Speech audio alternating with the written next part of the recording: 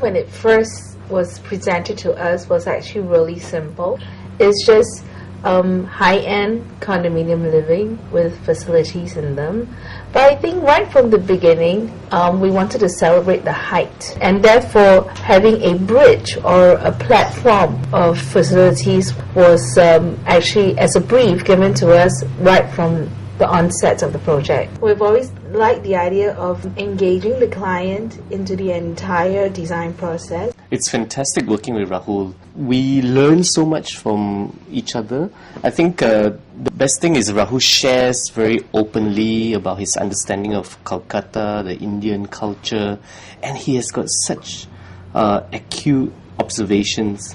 So when he sees something, he will question, he will prompt, he will inspire, and when we have a client like that, the project just keeps evolving and rolling and keeps getting better and better. And what we really enjoyed was that if you went up high on that site, you'll be able to see, for miles. You see distant horizons. You could even catch a view of the sea, I was told. And you have water, you have greenery, you have nature. And this nature is actually preserved. You have it for a long time. The biggest challenge was actually Vastu. Designing the units according to Vastu. But I think we took up that challenge with a relish, because I happen to love puzzles, and I see that as a form of puzzle in itself.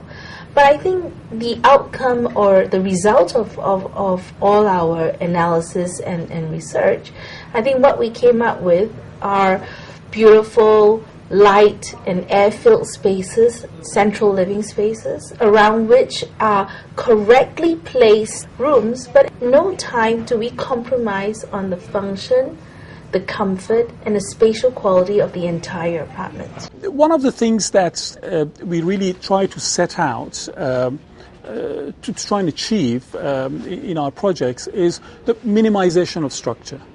We don't like to have a structure which is cluttered with columns and walls and etc.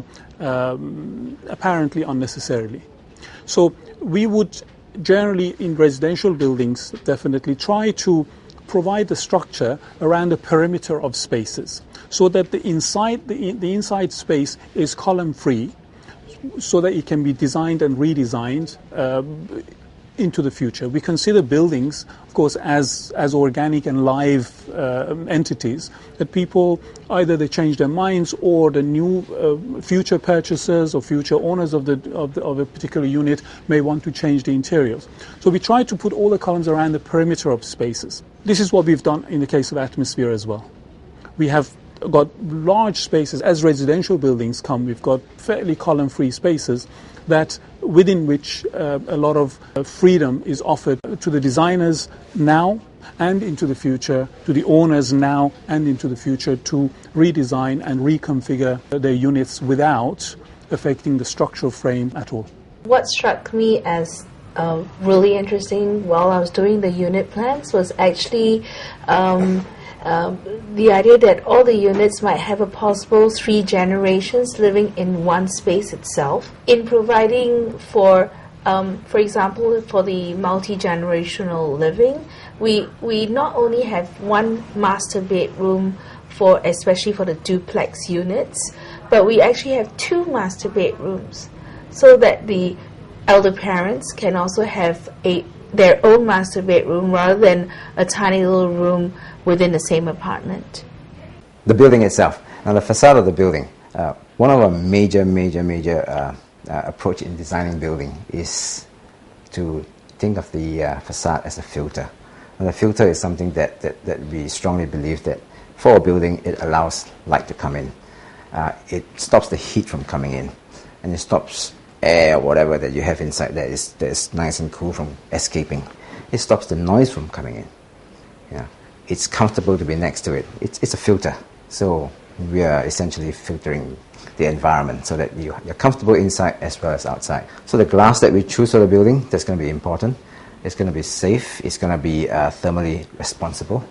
It won't let your air conditioning go wild. It's going to be such that you'll be comfortable to be in and to look out, because there'll be less internal reflectance. So that at night when you stand there and you look out, you don't see yourself in the mirror or in the glass, but you see the rest of Kolkata. The living spaces or the living room spaces are also designed with a lot of flexibility, especially the single unit floor units actually have a very large living zone that allows the buyer to actually customize on how they want to use that space. So it's actually a combination of the dining area, the living spaces, the home theater, the family room, and all this is in one columnless free space that also has a direct link out to the terrace, which is always triple or quadruple volume. So it's a large open space, and what we envisaged was almost like a stacking of luxury bungalows, one on top of each other, to create the project atmosphere. Not just in design and technology. This project is a completely new paradigm in the Indian reality. We are taking customization to a completely different level in this project. Every owner of Atmosphere would have access to the best and the biggest stores in the world through the strategic tie-ups that we would have with them, be it in Milan, be it in Singapore, be it in Dubai, be it China. We would be able to source from them marbles, tiles, furniture, fixtures, soft furnishings at unbelievable prices, at discounts that no individual can think of. And we don't want to stop at just developing a great property. We want to operate and maintain this project so that you can lead a hassle-free life. 80 villas in the sky for 80 lucky families. Infinite unchanging wetlands right outside your windows. Large landscaped decks with your private gardens up to 1,500 square feet. Bedrooms with landscaped decks. Double height living rooms with 20 feet glazing. Elevated gardens for children and the elderly. Apartments like bungalows, private lift lobbies, entrance foyers, internal elevators, air-conditioned island kitchens, mechanized in-house laundry service. That's your atmosphere.